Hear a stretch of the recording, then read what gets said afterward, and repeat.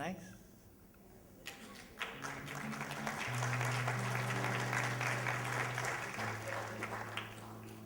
I learned to live in the present moment from my guru.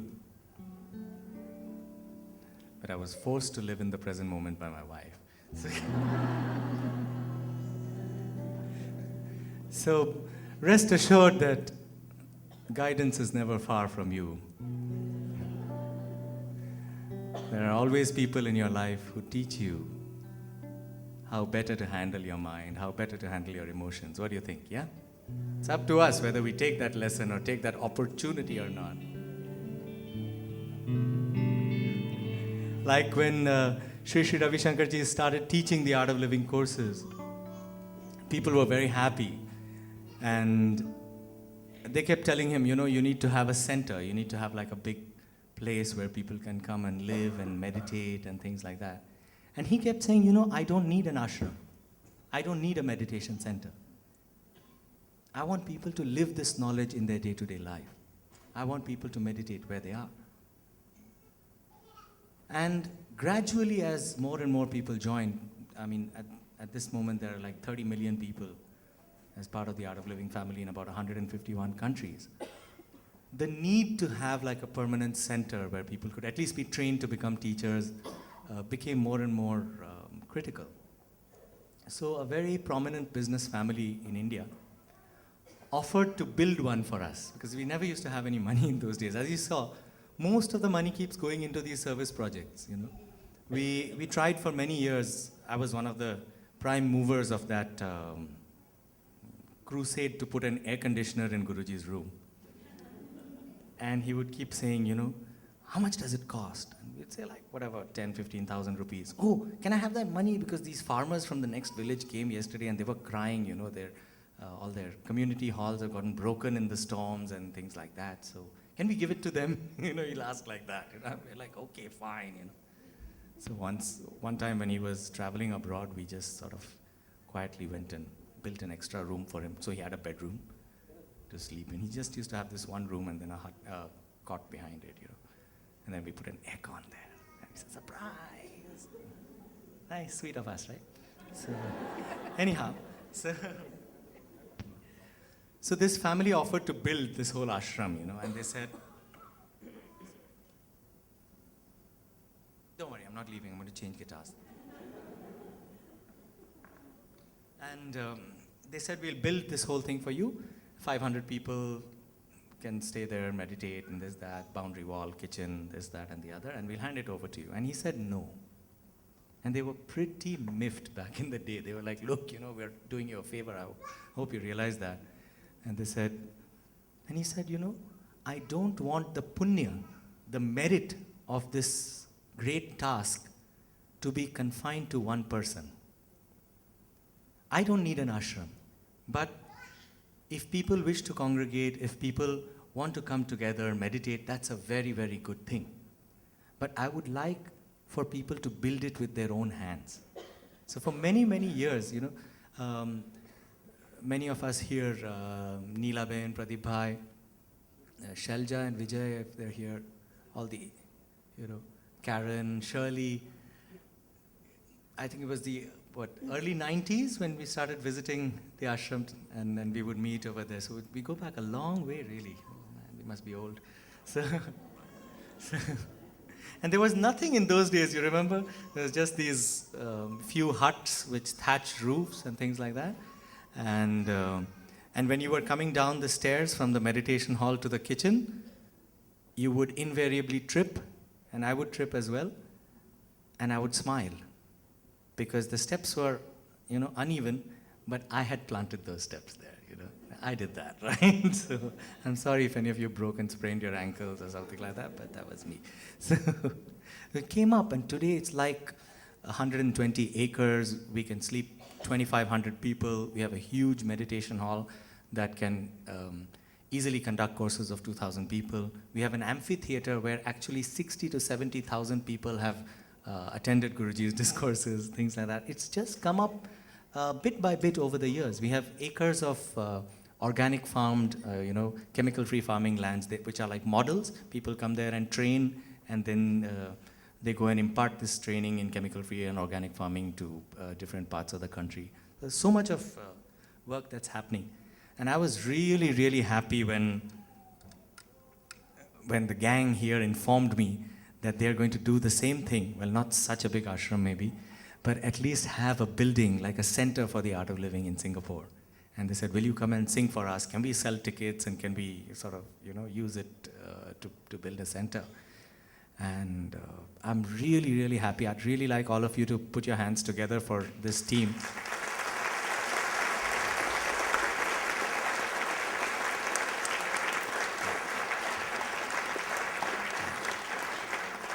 There's so many to name, but they're all there. You know who I'm talking about. And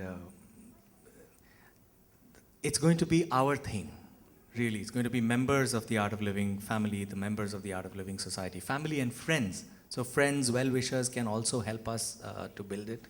I would really like all of you also to spread the word around and help us in whatever way you can.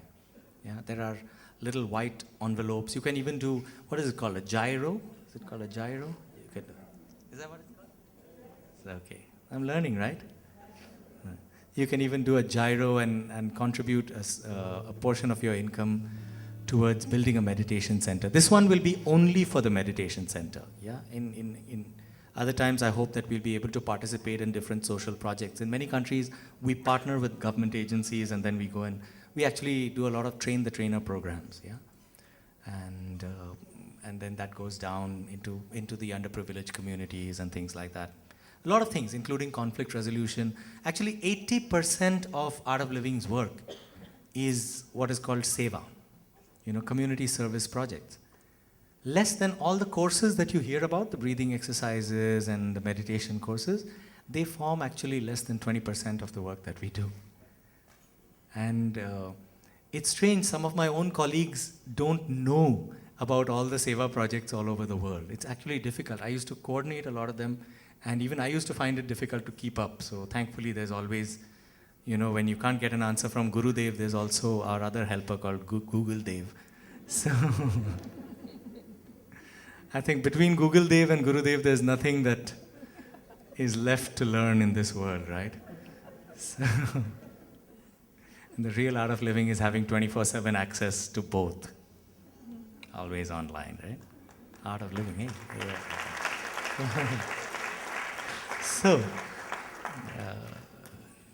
So please go onto our website. It's www.artofliving.org, and then you'll find a few of the stories, a few of the testimonials of people in really, really underprivileged communities whose lives have been touched with this knowledge, and it's beautiful. It's really, we used to have a real problem in the days when I was coordinating these programs. We used to have a real problem getting funding, because all our photographs that we used to send to the funding agencies had people smiling.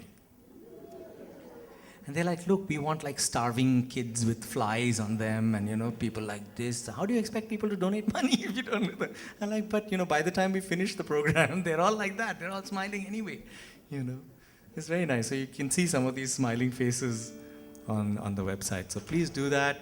Please we have a lot of our volunteers outside. They'll be the ones with the goofy smiles on their faces and a white envelope in their hands. I'm kidding. And I think they have you have some place outside, some tables or things where people can, So please do that, yeah. It'll be nice to come and, maybe I'll come and sing when you open that center. All of you won't fit in it, maybe.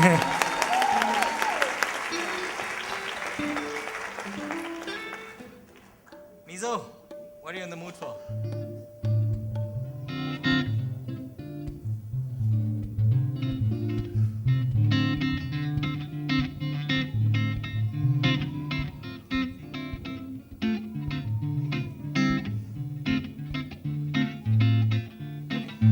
Lynette, the bossa.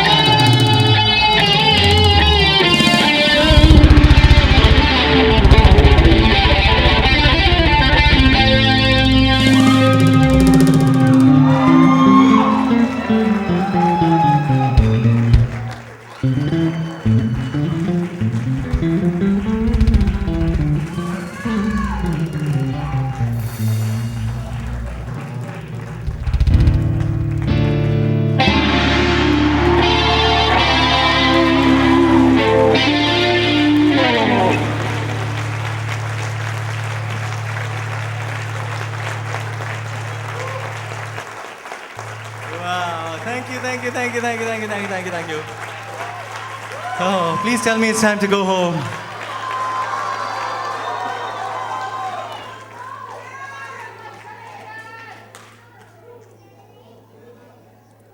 They won't like shut down the hall and stuff like that, right?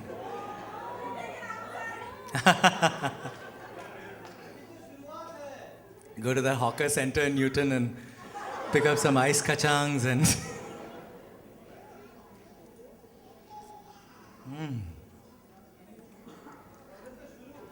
Baba, that must be Devashish there. Like reflexes to say thank you in Japanese, you know. Last whole week has been like arigato gozaimashita.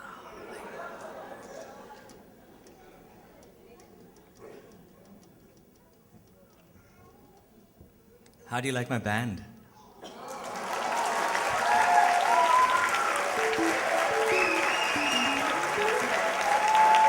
Yeah.